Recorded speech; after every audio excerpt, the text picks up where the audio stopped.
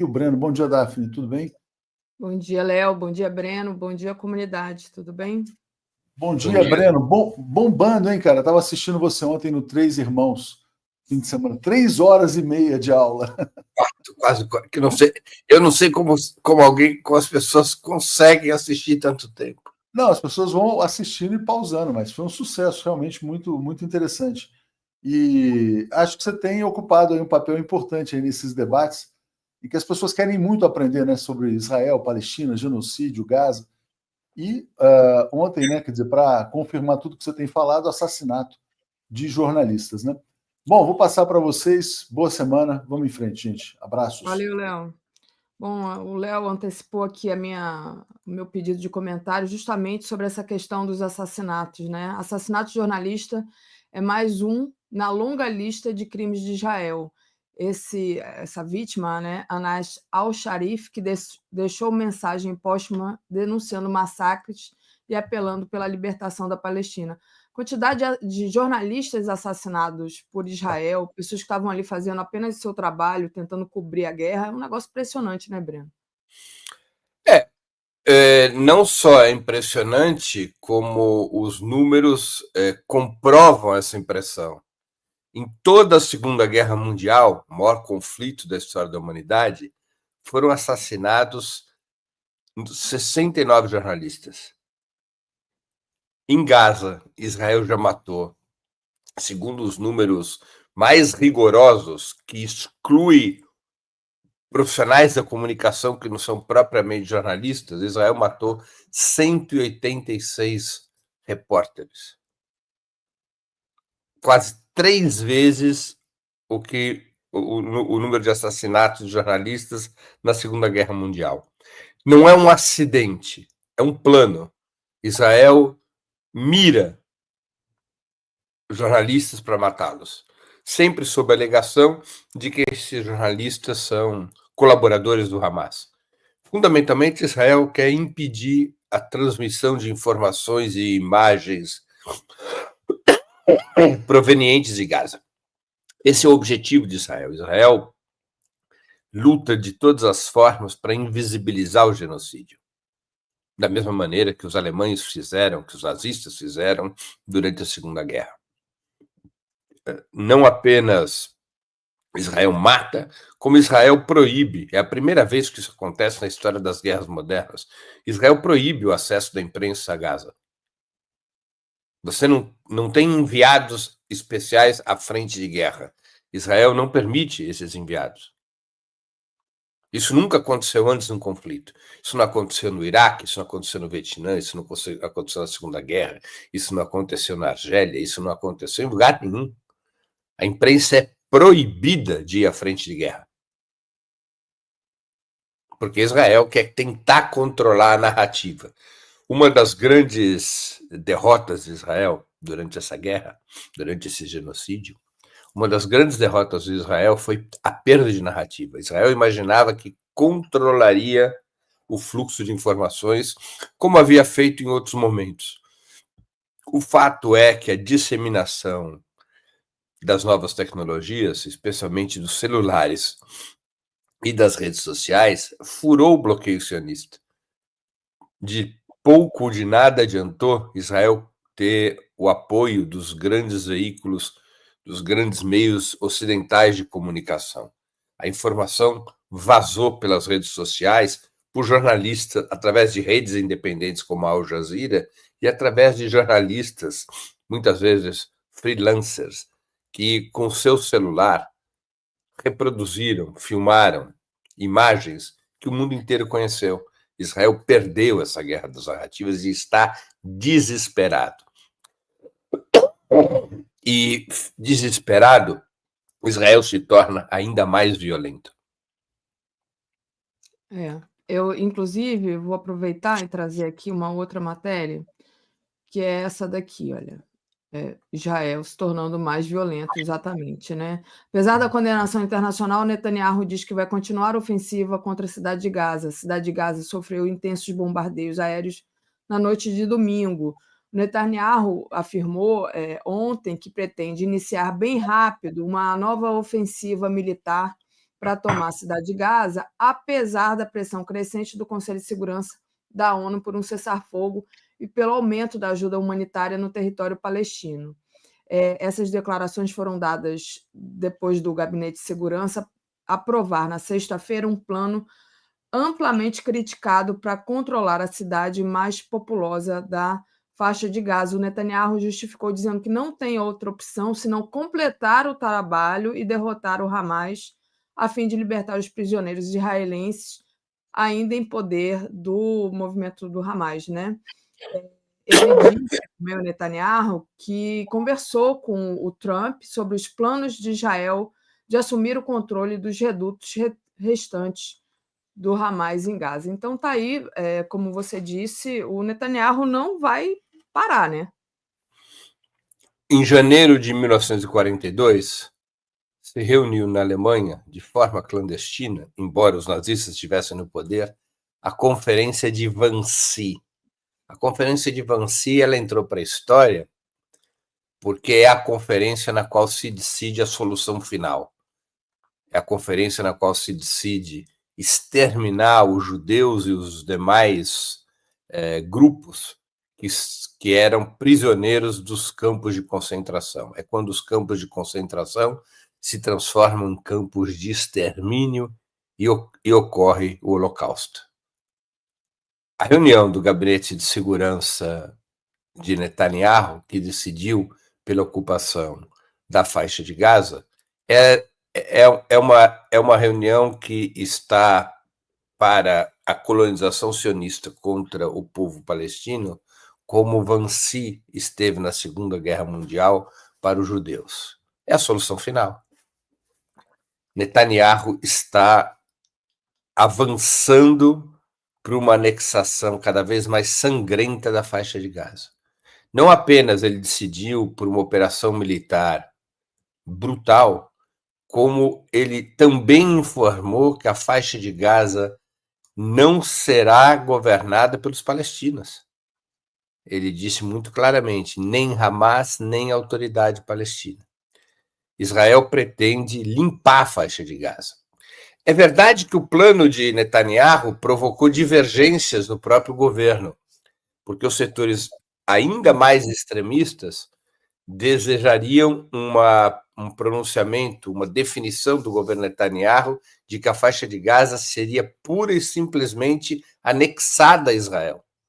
Esse era o intuito dos grupos mais extremistas dirigidos por figuras criminosas como Smotrich, o ministro da Fazenda, Ben-Gvir, o ministro da Segurança Nacional e assim por diante. Então, nós tínhamos, esses setores desejavam este tipo de medida, a decretação, o estabelecimento como objetivo do Estado de Israel da pura e simples anexação da faixa de Gaza. Netanyahu não fez não deu esse passo de anunciar a anexação pura e simples da faixa de Gaza, mas ao dizer que a faixa de Gaza será inteiramente ocupada por Israel e a faixa de Gaza não seria mais governada pelo Hamas nem pela autoridade palestina, na prática, Netanyahu caminha nessa direção, caminha na direção de desmontar qualquer possibilidade de construção do Estado palestino se depender da vontade do regime sionista. Nós temos que levar em conta, Daphne, nesse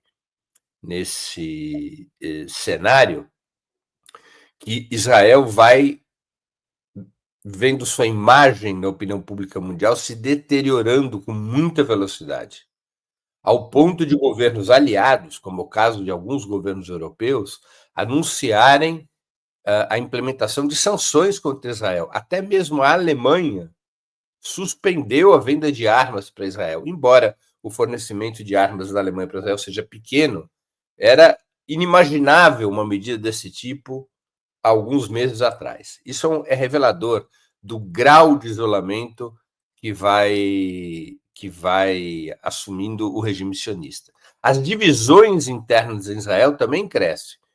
você tem a extremíssima direita do governo Netanyahu exigindo ainda mais, exigindo o anúncio de uma anexação formal da faixa de Gaza, mas você teve também setores do Estado-Maior do Exército Israelense criticando o plano de ocupação total de Gaza, dizendo que isso provocaria um estresse que isso provocaria e provocará um estresse insuportável para os militares israelenses. Porque uma coisa é você fazer a guerra de destruição, a guerra aérea, de bombardeios, como Israel o faz. Outra coisa é ocupar completamente o território de um outro povo.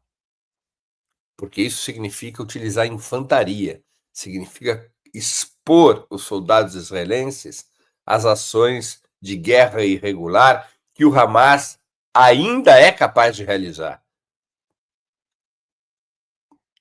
O Hamas mantém uma estrutura de combate ativa na faixa de Gaza. Quase 2 anos depois de iniciado o genocídio palestino, o grande objetivo anunciado por Netanyahu, que é a destruição do Hamas, esse objetivo não foi alcançado. O Hamas mantém capacidade de combate. E o comando do exército israelense alerta: nós vamos viver uma situação de extremo perigo para os nossos soldados, disse o chefe de Estado-Maior Netanyahu. Vamos viver uma situação de extremo perigo. Além do que, a vida dos reféns viverá uma situação de perigo iminente. É verdade. Essa questão da opinião pública, esse final de semana, não sei de quando foi, até compartilhei nas minhas redes sociais o Bernie Sanders com uma pilha, né, de papel, e ali estavam os nomes das crianças que morreram em Gaza. Uma coisa assim muito impactante, muito chocante. Você fechou o seu microfone, Breno, você fechou. E o Bernie Sanders, que é um apoiador era um apoiador do regime sionista. Isso. Bernie Sanders apoiou o início das operações de Netanyahu na faixa de Gaza. Então, esse movimento está acontecendo, ou seja, um isolamento crescente do Estado genocida de Israel. Veja, qual é o objetivo de Netanyahu? Eu tenho dito isso, eu quero chamar a atenção, porque há uma lógica por trás da operação de Netanyahu. É uma lógica perversa, mas ela precisa ser, por isso mesmo, muito claramente identificada. Netanyahu e seus sicários, Netanyahu e seus sócios, incluindo setores da oposição a Netanyahu, a maioria das forças políticas do regime sionista abandonou abertamente a tese dos 2 estados. Claramente se configurou uma maioria sionista que refuta os acordos de Oslo assinados há 32 anos. Eles dizem muito claramente: não haverá Estado palestino. Está enterrada essa hipótese de um Estado palestino. Isso é uma decisão, inclusive, do Knesset. O Knesset, no ano passado, abandonou a tese dos 2 estados e, finalmente, há poucas semanas, aprovou a anexação da Cisjordânia. Bom, se esta é a posição da maioria das forças do regime sionista, o que será feito com os palestinos? Como é que é a composição demográfica do Estado de Israel atual? O Estado de Israel é o estado do rio ao mar. Ele vai do Rio Jordão ao mar Mediterrâneo. É um estado no qual, nas fronteiras israelenses formais, as fronteiras estabelecidas pela Resolução 242 das Nações Unidas, de 1967, nessas fronteiras, a chamada Linha Verde, moram 7,2 milhões de judeus, 2 milhões de árabes israelenses e aproximadamente uns 500, 600 mil cidadãos de outras origens. Tá bem? Nos territórios ocupados, nós temos 2 milhões na faixa de Gaza e nós temos mais 3 milhões na Cisjordânia. São 5 milhões de palestinos. Portanto, naquela região, nesse Estado de Israel efetivo, esse Estado de Israel do rio ao mar, somando as fronteiras estabelecidas pelas resoluções da ONU, com os habitantes dos territórios ocupados, nós temos aí um total de aproximadamente 15 milhões de pessoas. 7,2 milhões de judeus, 7 milhões de palestinos. Ou seja, há uma insegurança demográfica para o Estado de Israel. Porque em algum momento, não importa se isso vai demorar 5, 10 ou 15 anos, se os planos de Netanyahu derem certo, em algum momento, os palestinos dos territórios ocupados terão que receber o direito, pelo menos o direito de votar e serem votados. Eles, em algum momento, terão que ser incorporados a uma certa normalidade institucional em Israel, se os planos de Netanyahu derem certo, repito, porque a pressão internacional será demoníaca e a pressão interna também será demoníaca. Agora, como é que poderia haver uma normalização dos direitos eleitorais dos palestinos dos territórios ocupados com essa proporção demográfica, na qual metade da população dos territórios palestinos é composta por judeus e a outra metade por palestinos? É muito arriscado para o regime sionista. Então, o regime sionista ele tem que resolver esse problema demográfico. O que significa resolver esse problema demográfico? Significa que você tem que reduzir o número de palestinos na região em aproximadamente 2 milhões de palestinos. E você tem que, a médio e longo prazo, aumentar em 1 milhão o número de judeus. De tal maneira que você tenha 8 milhões de judeus e 5 milhões de palestinos. E com isso você ganha um bônus demográfico de maioria judaica por um prazo que pode se estender de 70 a 100 anos. Para poder reduzir o número de palestinos, precisa do genocídio. Não só para matá-los, no limite para matá-los, mas também utilizando o genocídio como arma de limpeza étnica, para forçar os palestinos a saírem dos territórios. Criar uma situação internacional de tamanha agudeza, como já está criada, que essa pressão internacional, que desponte uma pressão internacional que force países como Egito e Jordânia a abrirem suas fronteiras e aceitarem palestinos expulsos dos seus territórios, forçando um novo êxodo palestino para fora da região. Esse é o problema que Netanyahu quer resolver.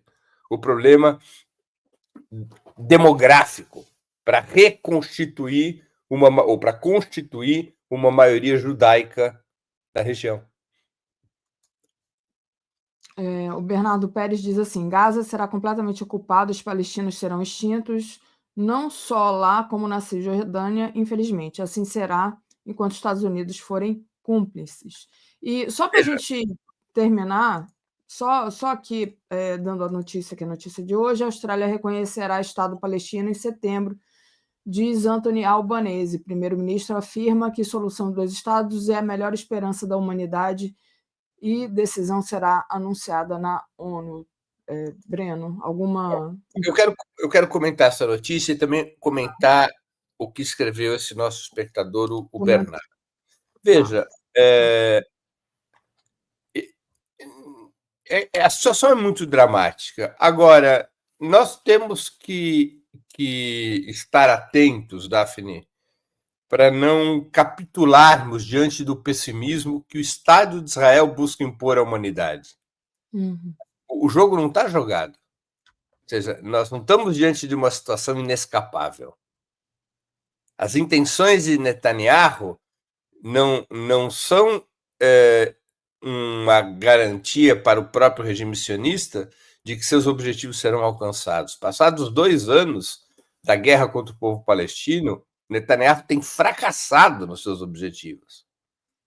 O pessimismo é a mercadoria que o Estado de Israel vende para todos os que resistem às suas intenções, as suas intenções coloniais e genocidas.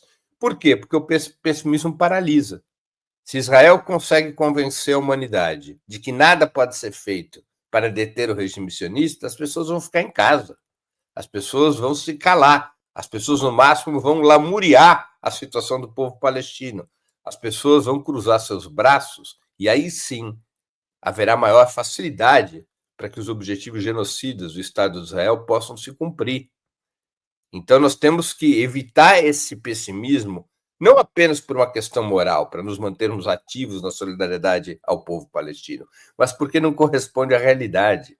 O regime sionista não está se fortalecendo, ele está se enfraquecendo. E está se enfraquecendo cada vez com maior velocidade e amplitude, como demonstram notícias como essa do governo australiano. Veja, esse mar de países que agora resolveu reconhecer o Estado palestino, eles têm absoluta clareza que esse reconhecimento não tem resultado prático nenhum. Na verdade, esses governos tentam, acima de tudo, limpar sua própria imagem. Esses governos não querem se ver historicamente comprometidos com o genocídio palestino. E, portanto, se abraçam ao reconhecimento do Estado palestino como uma maneira de limpar sua própria imagem. Não tem efeito prático. Tá? Não tem efeito prático. Tem um efeito simbólico importante, tem um efeito diplomático importante, mas tem um baixo efeito prático. O efeito prático é a interrupção das relações comerciais e diplomáticas com Israel. Isso sim traria efeito prático. O isolamento total do Estado de Israel, como ocorreu com a África do Sul nos anos 80. Somente isso tem efeito prático. O resto tudo tem um poder simbólico, mas não afeta a capacidade de matar do Estado de Israel. Isso vale para a Austrália, isso vale para a França, isso vale para o Reino Unido, isso vale para o Brasil também. O governo brasileiro adotou algumas medidas contra o Estado de Israel, mas são medidas importantes, claro, mas absolutamente insuficientes. Continua, por exemplo, a sair petróleo do Brasil para o Estado de Israel. Não é petróleo da Petrobras, é verdade, não é da Petrobras, mas é do subsolo brasileiro. E o governo tem instrumentos para impedir que isso aconteça. O governo pode, por decreto, determinar que o petróleo brasileiro não pode abastecer Israel.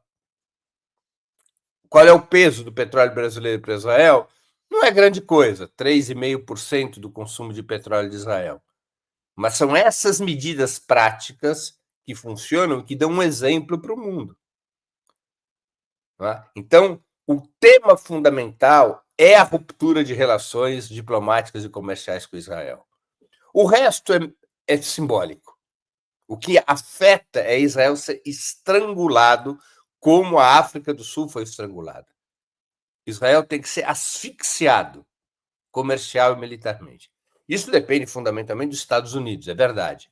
Mas na medida em que se possa organizar um movimento desta ordem no mundo, e o Brasil tem um papel a cumprir nisso, o presidente Lula tem um papel a cumprir nisso, na medida em que se constitui um movimento de ruptura, de boicote contra Israel, de ruptura das relações comerciais e diplomáticas, isso vira um movimento cada vez maior e pode obrigar o próprio governo norte-americano a adotar sanções, como aconteceu no período de luta contra o apartheid na África do Sul. O Reino Unido e os Estados Unidos resistiram o quanto puderam ao movimento de sanções contra a África do Sul. Mas, finalmente, já no outono da década de 80 do século passado, até mesmo o governo norte-americano e o governo britânico adotaram medidas de sanção contra a África do Sul, que era um grande aliado, tanto do Reino Unido quanto dos Estados Unidos. Então, este é o tema central, ou seja, é a ruptura de relações diplomáticas e comerciais com Israel. Israel precisa ser asfixiado. Israel é um Estado baseado na psicopatia genocida. ele não entende outra linguagem que não seja da força. Ele não entende outra linguagem que não seja da violência. Não há possibilidade de deter Israel sem ser pela força. Como não foi possível deter o nazismo sem ser pela força. E quando eu digo força, não é só a força militar, é também a força econômica. Ou seja, é o impedimento de recursos econômicos e militares que sustentam o Estado de Israel. Esse é o grande tema. O Brasil, quero só terminar destacando isso, Daphne. Qual é o papel do Brasil? O Brasil não tem relações comerciais importantes com Israel. O Brasil, como eu disse, fornece petróleo a Israel através de empresas estrangeiras que exploram o petróleo no nosso subsolo, e esse abastecimento corresponde a um percentual relativamente pequeno do petróleo israelense. Como eu disse, 3,3%, 3,5%. O Brasil compra armas de Israel. O governo brasileiro impediu a venda de armas, mas o governo brasileiro ainda não adotou uma medida impedindo a compra de armas de Israel. Várias polícias militares e civis no Brasil, claro que são operações dos estados brasileiros, não da União, adquirem armamento israelense. Aqui no Brasil, há uma fábrica de armas israelense, lá no Rio Grande do Sul, vinculada à Elbit, que é a principal empresa de armas de Israel. As vendas de armas do Brasil para Israel são irrisórias, são basicamente armas leves. É a Taurus vendendo pistolas. Isso não faz coceira. Mas o Brasil adquire armas de Israel e isso não foi proibido. A compra de armamento israelense. Então, se o governo brasileiro rompe relações comerciais com Israel, e eu me preocupo mais com as comerciais do que com as diplomáticas. As diplomáticas são mais simbólicas. Mas se o Brasil rompe relações com Israel, isso teria um enorme impacto internacional. Primeiro, porque muitos países adotariam a mesma postura. Eu estou convencido disso, que dezenas de países adotariam exatamente o mesmo comportamento, rompendo relações comerciais e diplomáticas com Israel. Segundo, isso empurraria a Rússia e a China para uma postura mais combativa contra Israel. Estabeleceria dentro do BRICS uma dinâmica mais positiva, empurrando a China e a Rússia para uma postura mais ativa contra o regime sionista. Terceiro, teria um gigantesco impacto junto às massas norte-americanas e europeias que estão nas ruas exigindo medidas contra o regime sionista. Seria uma injeção de ânimo incrível que o presidente Lula daria às massas norte-americanas e europeias que se mobilizam contra Israel. Eu não subestimo o que o governo fez até agora, Daphne. Foi importante essas medidas que já foram tomadas, foi muito importante retirar o Brasil da IRA, da famigerada IRA. A IRA é o acrônimo, pessoal, para Aliança Internacional pela Memória do Holocausto. É uma articulação vagabunda, operada pelo regime sionista para defender os interesses de Israel através do controle, entre outros instrumentos, através do controle da classificação de antissemitismo. Ou seja, ela se presta a isso, a IRA, dizer o que é antissemitismo, classificar, catalogar o que é antissemitismo, de tal sorte que todas as críticas contra Israel ou contra o sionismo possam ser consideradas ataques contra os judeus. Então, a IRA, o Brasil fazia parte como membro observador e o presidente Lula retirou o Brasil da IRA. O lobby sionista está gritando, né? Está gritando. Hoje mesmo teve publicidade comprada pela Conib e outras organizações do lobby sionista exigindo do presidente Lula o retorno à IRA. Está pelo Brasil um criminoso de guerra, que é o porta-voz em português das Forças de Defesa de Israel, um cidadão que atende pelo nome de Rafael Rosenstein. ele vai começar a dar entrevistas por aí, se é que já não começou, pressionando o Brasil. Né? Esse cidadão ele vai ser preso, né? Ele é brasileiro, ele vai ser preso. Porque ele faz parte dos crimes genocidas de Israel, ele é o porta-voz dos crimes. Né? Ele é o porta-voz de um exército genocida. Ele integra um exército genocida. E ele está por aí, vai começar a falar. Né? Então, é verdade, o regime sionista e o lobby sionista se sentiram muito afetados e com razão pela decisão do presidente Lula. Também é muito correta a decisão do presidente Lula de se somar à denúncia da África do Sul na Corte Internacional de Justiça, mas é possível e é necessário ir além. E ir além é romper as relações diplomáticas e comerciais com Israel, exatamente como fez o presidente José Sarney no dia 9 de agosto de 1985. Em 9 de agosto de 1985, Sarney emitiu um decreto que suspendeu todas as relações com a África do Sul. Sim. Há 40 anos atrás, o presidente José Sarney, um conservador, mas suspendeu todas as relações comerciais e diplomáticas com a África do Sul, através de um decreto. Então, eu considero ser essencial que o governo Lula dê esse passo. É muito importante, na cena internacional, que o governo brasileiro dê esse passo. Que o presidente Lula lidere esse movimento. Perfeito. O Gilberto Breno, o governo de Netanyahu tem apoio da maioria da população de Israel? Se não tem, por que não derrubam esse governo? Lá, a maioria global, Grã-Bretanha sionista e genocida até o tutano. E Iraci Gomes, obrigada aqui ao apoio de vocês. Pensar em Gaza dá uma tristeza deprimente, um desânimo. Escutar o Breno dá uma certa esperança, mas tudo é muito demorado, as crianças vão morrendo de bomba e de fome. Iraci, infelizmente, o colonialismo é tão violento que não há como os povos se libertarem do colonialismo, e a história nos prova isso, sem muito sacrifício. A alternativa é não lutar. O povo vietnamita, para se libertar do colonialismo francês e da ocupação norte-americana, o povo vietnamita perdeu 4 milhões de pessoas.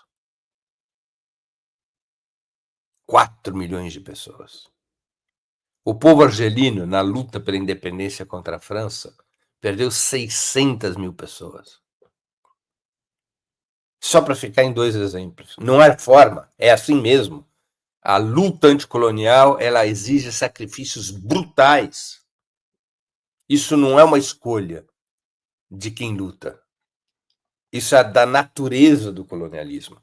Não existe outra natureza possível para um regime de dominação como o colonialismo. E não existe outra forma de lutar contra o colonialismo que evite esse grau de sacrifício. Então, eu não estou, claro, naturalizando a morte de crianças. Evidentemente que não. Mas nós temos que entender que esse sacrifício não é em vão. Que esse sacrifício ele não é evitável do ponto de vista do povo palestino. Ele é um crime do ponto de vista do regime sionista. Mas nós não podemos perder a temperança, nós não podemos perder o ânimo, nós não podemos perder nossa vontade solidária em função das mortes que o regime sionista impõe ao povo palestino. Ao contrário, para cada criança, para cada mulher, para cada homem morto em Gaza, nós temos que redobrar nossa indignação, redobrar o nosso ativismo, redobrar a nossa solidariedade e não nos deixar desanimar. O sacrifício é parte da luta. Uhum. O sacrifício é parte da luta. Né? Sobre o que perguntou o Cruvinel. Veja, a resposta é complicada. Se a pergunta do Cruvinel diz respeito à simpatia em relação ao governo, as pesquisas mostram que o país é dividido. Que Netanyahu tem raspando metade do país. E, portanto, poderia até perder eleições.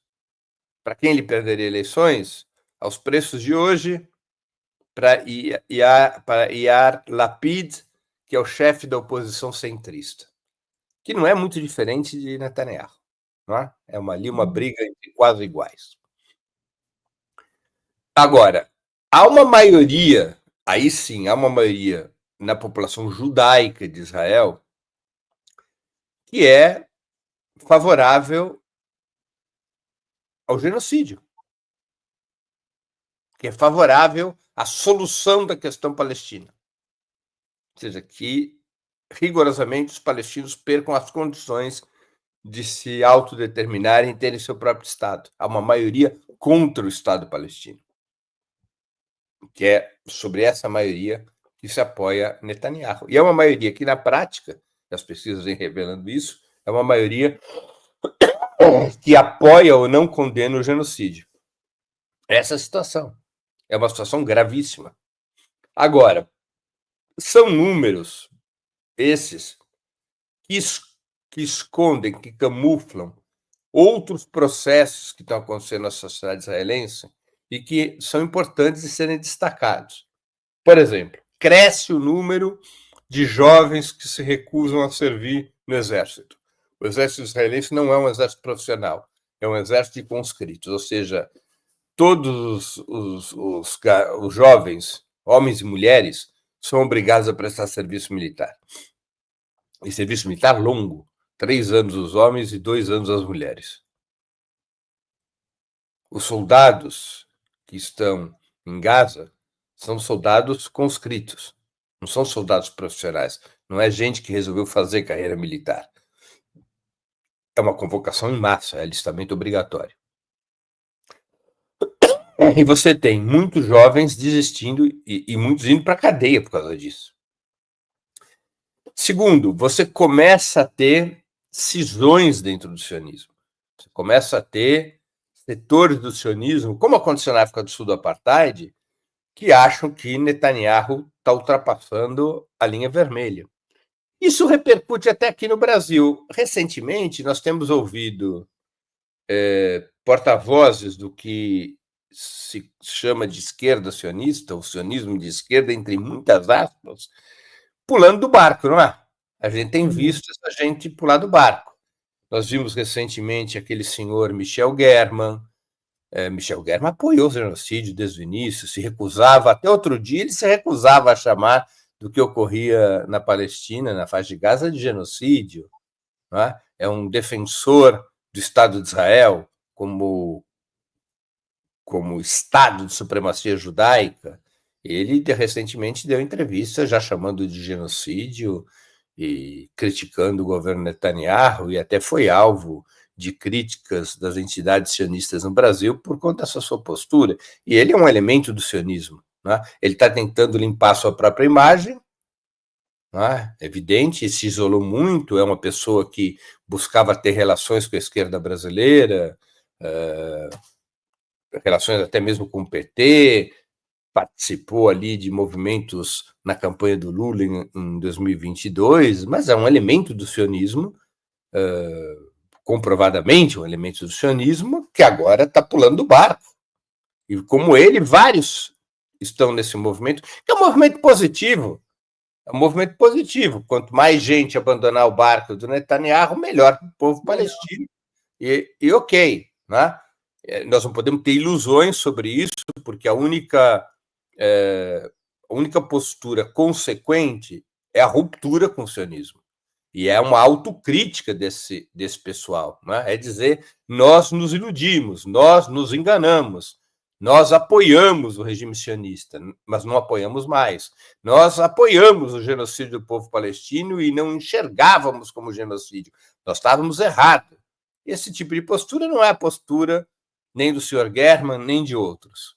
Mas, de toda maneira, setores do chamado sionismo de esquerda vão adotando um tom crítico em relação a Netanyahu. Isso ocorre também dentro de Israel. Começa a haver fraturas no regime sionista. E essas fraturas levarão a uma crise de Estado em Israel, como aconteceu na África do Sul da época do Apartheid. Não é? A luta é duríssima, mas não é uma luta perdida. Não há razões de pessimismo. Se nem o povo palestino na faixa de Gaza está pessimista, Por que nós vamos nos dar o direito de pessimismo? O povo palestino continua lutando. Não tem tempo para ser pessimista, né? Para a É, maioria global, percentual holocausto palestino é igual ao maior da história. E a Iraci, a Iraci, né, agradece pela reflexão, Breno. Breno, acabou que você ainda não olha, comentou sobre a questão da Austrália. dizer, você sabe qual é o dizer no túmulo do Marighella, Daphne? Não. Já soube, mas eu não estou lembrada agora. Qual? Não tive tempo para ter medo. É, exatamente. Acho que foi daí, inclusive, que eu tirei. Entendeu? É isso. Nós não temos tempo para ser pessimista. Nós não temos tempo para ficar tristes. Não é disso que se trata. Nós não podemos nos deixar levar pela dor no coração. A dor no coração não pode nos paralisar. Ela tem que nos indignar. Ela tem que nos dar mais força para lutar contra o regime sionista. Tem que nos dar, Daphne, mais ódio para lutar contra o regime sionista. Não é o ódio justificado. O ódio ao regime sionista é um ódio libertador, como foi libertador o ódio contra o regime nazista. Contra o regime sionista, o mais profundo ódio que pudermos ter. Ódio para liquidar o regime sionista. É disso que se trata.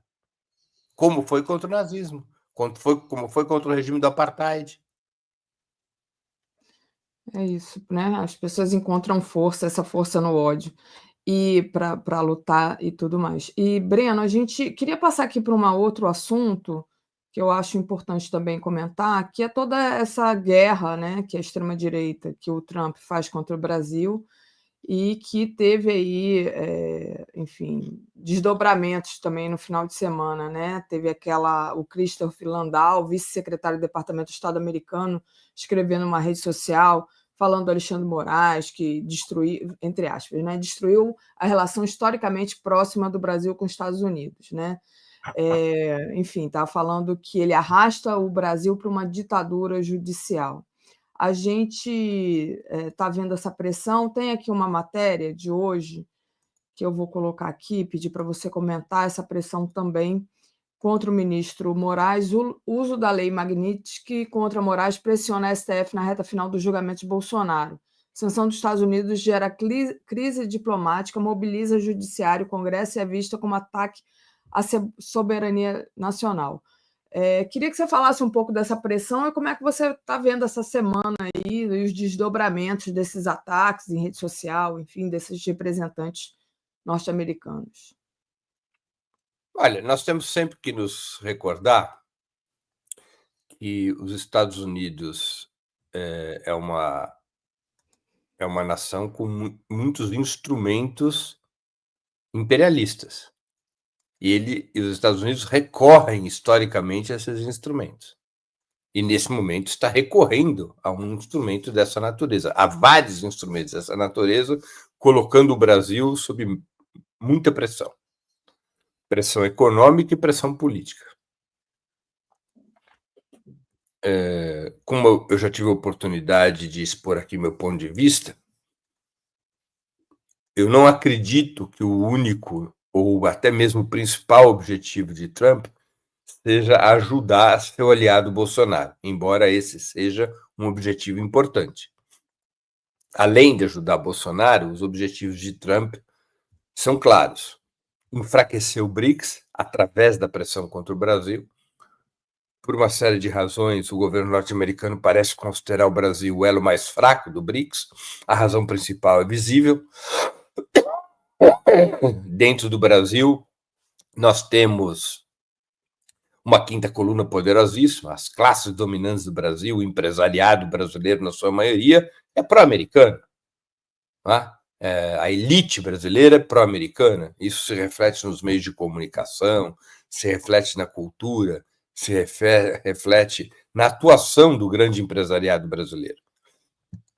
A existência dessa quinta coluna, representada pelas elites brasileiras, dá a Trump a confiança de que, se ele pressionar o Brasil, mais cedo ou mais tarde, essas elites trairão o país e pressionarão o governo para acatar as pressões norte-americanas. essa quinta coluna que existe no Brasil não existe na China, evidentemente, não existe na Rússia, e é mais fraca na Índia e na África do Sul do que no Brasil. Então, isso faz com que o governo norte-americano veja o Brasil, e vê com razão, como o elo mais fraco do BRICS. Basta ver como já começam a se mover pressões contra o presidente Lula para ele sair do BRICS, para abandonar os planos do BRICS e de desdolarização. Já começa a pressão nos meios de comunicação, das associações empresariais, dos porta-vozes do capital, dos fundos financeiros. Vai começando aquela pressão que ela se inicia de uma maneira sorrateira e ela vai ganhando ares públicos com rapidez. Isso já começou a acontecer. Presidente Lula, seja mais moderado, ceda, negocie, ofereça as terras raras, ofereça saída à desdolarização. Presidente Lula, seja mais moderado, não brigue com os Estados Unidos. Já começou o coro, um coro que, inclusive, se infiltra no governo e no PT. Não tenhamos dúvidas a esse respeito. Tá? E o outro objetivo, além de apoiar Bolsonaro e de enfraquecer o BRICS, o outro objetivo de Donald Trump é recuperar a influência na América Latina. E não há como recuperar a influência na América Latina sem ter o governo brasileiro, sem ter um governo no Brasil aliado dos Estados Unidos. O Brasil é decisivo para os Estados Unidos recuperarem influência na América Latina, uma região na qual a influência chinesa cresce aceleradamente. Os Estados Unidos não têm como recuperar a influência na Ásia e na África. Esse é um jogo jogado. Mas o jogo na América Latina, por razões até geográficas, é um jogo que pode ser ainda travado pelos Estados Unidos, pode ser ainda operado pelos Estados Unidos. Então, esse é o cenário. Não se deve subestimar a aliança de Trump com Bolsonaro. Então, eles fazem um cálculo de que, se apertar, o Poder Judiciário brasileiro vai ceder. Tem essa daqui também, né? Para adicionar aí o seu comentário, Eduardo Bolsonaro articula sanções dos Estados Unidos contra Gilmar Mendes e Alcolumbre por blindagem a Moraes. Então, agora aí a bola da vez são esses dois, Breno. Claro, eles fazem uma aposta de que mais cedo ou mais tarde a Corte Suprema Brasileira é capaz de ceder diante dessas pressões. O que irá acontecer? Até o momento, os integrantes da Corte Suprema, especialmente o ministro Alexandre de Moraes, têm resistido à pressão. Nós não conhecemos nenhuma concessão sendo apresentada ou sendo estudada, pelo menos publicamente, tudo como dantes no quartel de Abrantes, não é? Ou seja, não houve nenhum tipo de arrefecimento no processo contra Bolsonaro. Ao contrário, Bolsonaro teve sua situação jurídica piorada depois que começaram as pressões de Donald Trump contra a Corte Suprema. Bolsonaro passou de uma situação de liberdade para uma situação de restrição e de uma situação de restrição para uma situação de prisão domiciliar. Tudo isso desde 9 de julho, né, que foi quando Donald Trump ameaçou o Brasil com o tarifaço, no caso dos processos contra Jair Bolsonaro não serem anulados. No Congresso, você tem uma situação mais vulnerável, o peso da bancada de extrema-direita é importante, o centrão vacila e pode ser que nós tenhamos aí nos próximos dias alguma votação, por exemplo, do tal projeto de anistia. Isso é um jogo, é uma moeda ainda no ar, né? Ela ainda não caiu. Mas até o presente momento, não houve concessões a Donald Trump no tema Bolsonaro. Haverá concessões? Difícil de saber, né? Ou seja, eu já tenho muitos anos que eu abandonei a arte das previsões, eu só faço previsão sobre o passado. Previsão sobre o futuro é muito risco de erro, né? É difícil saber. É difícil saber. Eu acho que o Alexandre de Moraes tem tido uma postura muito firme. Os demais ministros da Corte terão a mesma postura? Ministros que têm imóveis, filhos, ativos financeiros nos Estados Unidos, terão a mesma postura? Breno... Nossa obrigação é exigir que sim, que tenha uma postura firme, mas eu não sei dizer, eu não boto minha mão no fogo por ministro do STF. É. A gente já teve algumas experiências A mão já decepcionantes queimou, a gente está com as no mãos passado. queimadas, né? As mãos são todas queimadas, então... É isso. O Francisco, obrigada aqui, Francisco ter renovado. Breno, o que é pior para a classe trabalhadora? Centro extremado, neutro fake, que usa a extrema-direita para servir sujo, ou a próxima extrema-direita? Uma pergunta aqui É uma pergunta abrangente. interessante, porque no combate à extrema-direita, que é o combate principal dos dias de hoje no Brasil, nós temos que tomar mesmo um cuidado para que nós não abramos caminho para uma ditadura de centro, né? Entre aspas. O que é uma ditadura de centro? É um pacto que seja estabelecido, que é vamos fechar todos os caminhos para os extremos, nem a extrema-direita, nem a extrema-esquerda. Só pode... O Brasil tem que funcionar numa bitola, que é uma bitola centrista. O que for fora dessa bitola deve ser censurado, perseguido, punido, cancelado, silenciado. Há um risco mesmo disso. E há uma certa cumplicidade de setores da esquerda com isso. É. Breno, só para a gente finalizar, porque a gente só tem 5 minutinhos, como é que você viu aí o desdobramento daquela crise do motim dos bolsonaristas na Câmara e no Senado, e a figura do Hugo Mota, né? Como é que você acha que sai dessa questão?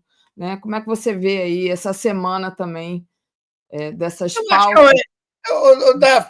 Para chateação de algumas pessoas, eu vou dizer assim, é um episódio corriqueiro. Nós já fizemos isso também. Quando houve a votação da reforma trabalhista, a bancada do PT no Senado tomou a mesa do Senado por horas a fio. Nós estamos exagerando, né? Faz parte da luta política, mas a hipérbole, ela acaba... parece que ela nos dá força, porque a acusação fica mais dura, a denúncia fica mais dura contra a extrema-direita, mas, na verdade, ela nos coloca numa contradição. Isso faz parte da luta política. Eu fico horrorizado de ver gente de esquerda criticando aquela deputada bolsonarista porque levou o filho no plenário. Teve gente querendo denunciá-la ao Conselho Tutelar. Foi Porque ela denunciada. É uma barbaridade. Isto é uma barbaridade. Quantas mulheres de esquerda já lutaram com o filho no colo? Isso é uma barbaridade. Eu entendo ali a lógica. Eu não levaria os meus, mas enfim. Mas muitas já levaram porque não tiveram outra alternativa. Mas não sei. Ela não tinha outra alternativa? Eu não sei. Não sei, mas E a luta também vale a pena, né? Porque a gente está falando das crianças de Gaza, né? Espera, eu estou falando o seguinte: nós temos que fazer a luta no lugar correto. O lugar correto é a luta de mérito, não é a luta da forma, não é tentar impugnar a forma. Quer dizer, então, que da próxima vez, quando a bancada de esquerda ocupar a mesa do Senado ou da Câmara, e isso pode acontecer, nós vamos aceitar que isso seja criminalizado? Não, criminalizado, eu concordo com você, mas o que eu estou querendo dizer, além do que você disse, é que as mulheres de esquerda levam os filhos não como escudo humano, mas porque é o futuro dos filhos dela e de todas as mulheres do Brasil que está em jogo. E não é o caso da Júlia Zanata, está defendendo ali, né, a família Bolsonaro. Veja, óbvio isso, óbvio, mas nós não podemos criminalizar a forma, nós temos que enfrentar o mérito. O mérito, nós temos que enfrentar o que eles estão defendendo, não a forma pela qual eles atuam. Porque a forma pela qual eles atuam, nós já atuamos. Nós fizemos exatamente a mesma coisa, não uma, mas 2 vezes nos últimos anos. Eu sou contra isso. Para criança. Eu sou contra isso. Nós não podemos criminalizar a forma. Tem que criminalizar o mérito. É o conteúdo do que eles estão defendendo. Isso. E não a forma, porque a mulher levou o filho no plenário. Isso é vergonhoso, Daphne. Eu sinto vergonha. Eu sinto vergonha. Tá. Não, enfim, vamos lá. Roseli, STF não pode ceder, com a democracia não se brinca. Não vai dar tempo, Breno, mas aí eu comento também com a Tereza, o Congresso articulando aí o pacote da impunidade em resposta ao STF. Mas a gente traz aqui a programação da semana, porque você vai ter entrevistas bem legais e bem importantes. Vamos lá. Agenda da semana aí do Opera Mundi. João Rafael O João Rafael, deixa eu só te dizer o tema aqui. Sim. O João Rafael, o tema da entrevista com ele hoje às 11 horas é sobre Burkina Faso e Ibrahim Traoré, que é um tema que muita gente está curiosa, né? Que é a luta anticolonial na África Ocidental, o que está acontecendo em Burkina Faso, o Ibrahim Traoré e o papel que ele exerce. Então é sobre isso a entrevista do João Rafael. Na terça, com Ilan Pappe, importante historiador israelense, judeu, antisionista. É uma entrevista muito interessante para quem está acompanhando a situação na Palestina. Felipe Durante é sobre China, ele vive na China, ele vai contar como é o cotidiano da vida na China. O Zé Graziano é sobre a retirada do Brasil do mapa da fome. E a Laura Carvalho, ela foi recém-reconduzida ao Conselho de Desenvolvimento Econômico e Social da Presidência da República, e ela é uma economista muito relevante, e ela tem estudado e apoiado o governo nos estudos sobre transição climática, sobre transição energética. Então, esses são os temas da semana. E amanhã, terça-feira, às 17 horas, é o meu programa de análise. O tema vai ser exatamente o plano de Netanyahu para a faixa de Gaza. Muito bem. Bom, a gente vai te acompanhar, né? Você até mandou aqui para mim também, né? Do seu programa. Amanhã, que horas, Breno? Novamente? Amanhã às 17 horas, o programa de análise. Tá bom, deixa eu agradecer aqui. A Roseli já tinha lido, né? Rádio Proletário, o STF. O Breno tem creche para criança, mas o caso ali não era ter ou não ter com quem deixar, né? Era realmente, enfim, travar essa luta ali, mas como disse o Breno, é a forma. Eu acho que a gente tem que, enfim, combater ali o que ela está defendendo, né? Na verdade, ela está defendendo a família de bandidos. E não a forma, porque a forma a gente já usou e a gente vai usar de novo. Muito bem. Breno, é isso. Tereza deve estar entrando aqui, daqui a pouquinho deve estar chegando. Só respondendo a Maria Inês aqui, peraí. Maria Inês, o Walter Pomar tirou umas férias, mas a gente pretende voltar aí quando ele estiver mais descansado. Breno, a Tereza não entrou ainda, ela entrou e caiu. Você quer comentar esse pacote da impunidade? Você acha que vale a pena dar uma palavrinha sobre ela? É o STF, esse aqui, ó, que eu tinha posto, e eu falei, não vai dar tempo. O Congresso articula pacote da impunidade em resposta ao STF. Na prática, o projeto inviabiliza a abertura de inquéritos contra deputados e senadores, ao menos que eles autorizem. Veja, no passado já era assim, deixou de ser, que ao invés do foro privilegiado, a necessidade do Congresso autorizar processos contra deputados e senadores. Nesse momento, evidentemente, é um tema extremamente delicado, eu acho que não se deve nem discutir isso no Congresso. Agora, em si, não é um erro. Não é um erro. Em muitos países funciona dessa maneira, para proteger o mandato parlamentar contra o lawfare, contra o risco de lawfare. Agora, neste momento, evidentemente que é uma operação dessa maioria conservadora no Congresso para atender às pressões do bolsonarismo e evitar processos contra parlamentares da extrema-direita. É uma discussão oportunista, por isso eu sou contrário. Eu não sou contrário ao mérito, acho que o mérito tem que ser debatido, eu tenho dúvidas sobre o mérito. Não é algo de outro mundo isso. Não é? Eu acho que numa democracia liberal, que se baseia formalmente, teoricamente, no chamado equilíbrio entre os poderes, é necessário que os poderes eletivos tenham mecanismos de proteção contra o poder judiciário que não é eleito. Eu acho que esses mecanismos têm que existir tanto em relação ao Congresso quanto em relação ao presidente da República. Eu sou favorável à redução dos poderes judiciais. O poder judicial no Brasil está ultradimensionado, tem poder demais, e ninguém elegeu juiz da Corte Suprema. Então, o poder judiciário brasileiro tem que perder poder. O presidente da República tem que ganhar poder. O parlamento também tem que perder poder, mas o parlamento deve ter mecanismos de proteção contra o poder judiciário, contra a sanha punitivista do poder judiciário. Mas, neste momento, é uma discussão oportunista para proteger os bolsonaristas e, portanto, eu sou contra esse pacote. Claro. Breno, queria te agradecer demais. O pessoal está reclamando aqui. Deixa o Breno respirar. Respirar, então, Breno, vai descansar que você ainda tem programa para fazer hoje. Obrigada, Breno. Obrigado, Daphne. Bom dia e boa semana para você e para todos e todos que nos acompanham.